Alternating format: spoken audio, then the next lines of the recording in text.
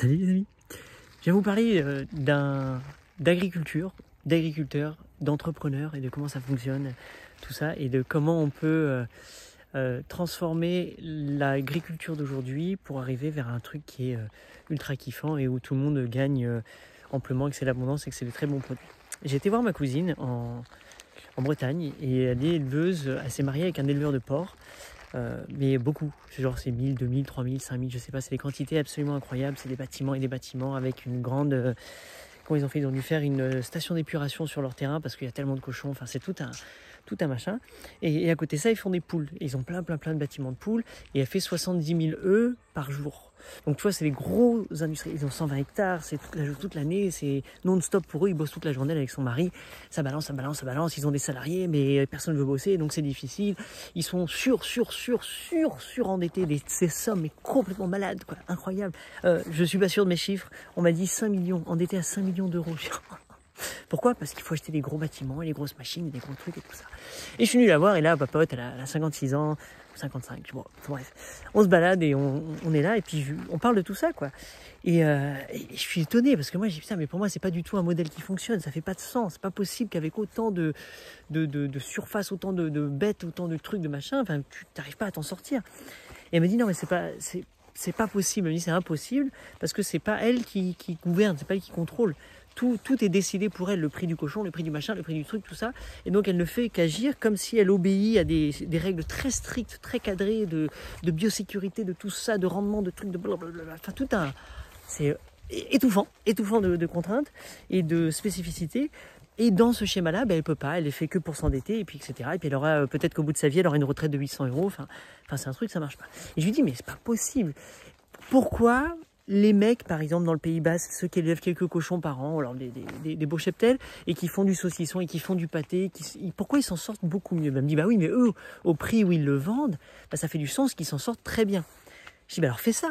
Pourquoi tu ferais pas ça? Et en fait, c'est presque comme si c'était soit trop tard, soit ça ne lui correspond pas du tout, c'est pas du tout le genre de personne qu'elle est, soit c'était, elle me dit, mais il n'y a pas la demande ici localement. Et on est au fin fond du corps, la Côte d'Armor, elle me dit, il n'y a pas de touristes, en fait, je peux pas, si j'étais sur la côte, ouais, bah là, bien sûr, je les vendrais, etc. Mais localement, j'arriverais pas à vendre mon cochon, j'arriverais pas à... Je dis, mais sérieux, mais avec tous les gens, tout le monde mange du cochon ici. Bon, désolé les végétariens et les véganes, mais il y en a plein qui mangent assez de cochon pour que ton entreprise de cochon, de saucisson, peut fonctionner, etc. Et elle me dit, non, c'est pas possible. Je fais ça. Et avec les œufs, et je lui dis, mais pourquoi la petite fermière, la petite maraîchère là, qui fait des œufs aussi, etc., pourquoi est-ce qu'elle y arrive à s'en sortir? Elle me dit, mais on peut pas vivre de ça. Et c'est assez étrange parce que moi, je vis le contraire. C'est-à-dire que moi, je vois des exemples tout le temps, je vis ça, j'aide des gens qui sont sur l'autre facette. C'est-à-dire qui ont des petites fermes, mais diversifiées, où on fait plein de choses. On fait pas que des œufs, on fait pas ça. Et surtout, la grosse différence, c'est qu'on vend directement aux consommateurs. C'est-à-dire qu'on crée du produit, on crée des œufs, on crée de la viande, on crée des légumes, on crée ce que tu veux, du blé, de la farine, des tisanes, ce que tu veux, et on va le vendre nous-mêmes.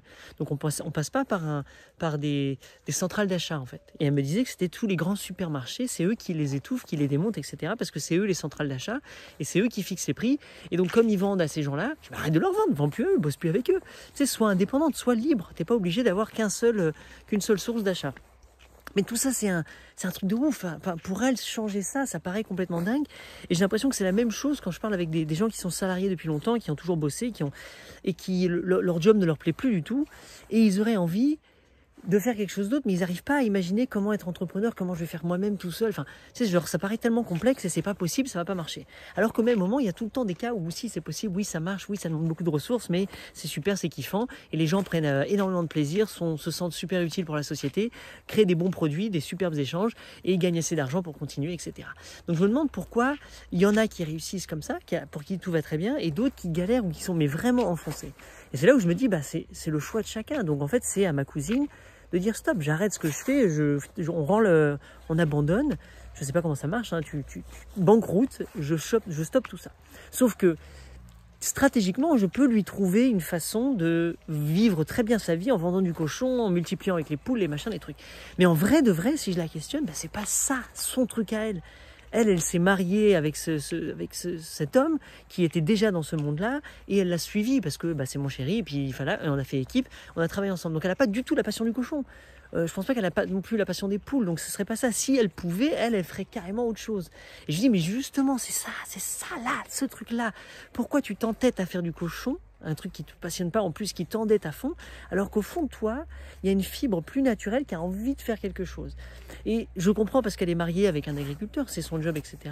Et c'est là où j'aurais voulu presque de la liberté dans le couple, que chacun puisse faire son job, son entreprise, son truc à lui, sans gêner... je vais remonter, on était mieux sous les arbres. Sans gêner l'autre, c'est-à-dire que c'est pas parce que ton mari ou ta chérie fait un job que tu es obligé de faire le même job avec lui et de le subir ou de l'aider. C'est génial quand vous vous entraidez, quand vous bossez ensemble. Par contre, à un moment, je pense qu'il faut réaliser, il faut ouvrir les yeux sur si votre modèle économique ne fonctionne pas, si vous vous en sortez pas, si vous voyez que vous vous endettez de plus en plus et que vous vous attristez de plus en plus et que vous vous épuisez de plus en plus, il y a un moment, stop, le système, on arrête. Désolé, mon chéri, ma chérie, c'est pas ça, on n'a pas envie. Et là, tu reviens sur toi. Qu'est-ce que j'ai vraiment envie de faire? Si tout était possible, s'il n'y avait pas aucune contrainte dans le monde, qu'est-ce que là je voudrais faire? Ah ben moi, si je ferais ça, je ferais ça, je ferais ça. Et c'est souvent là, je dis, justement, en faisant ça, mais en le profilant de façon commerciale, en comprenant quelques données, en mettant en place un côté professionnel, parce que c'est important aussi de se professionnaliser, et ben là tu pourras générer autant d'euros que tu as besoin pour faire ce que tu kiffes faire. Tu vas kiffer le faire aux gens, les gens vont kiffer le recevoir, et puis c'est la boucle vertueuse, etc.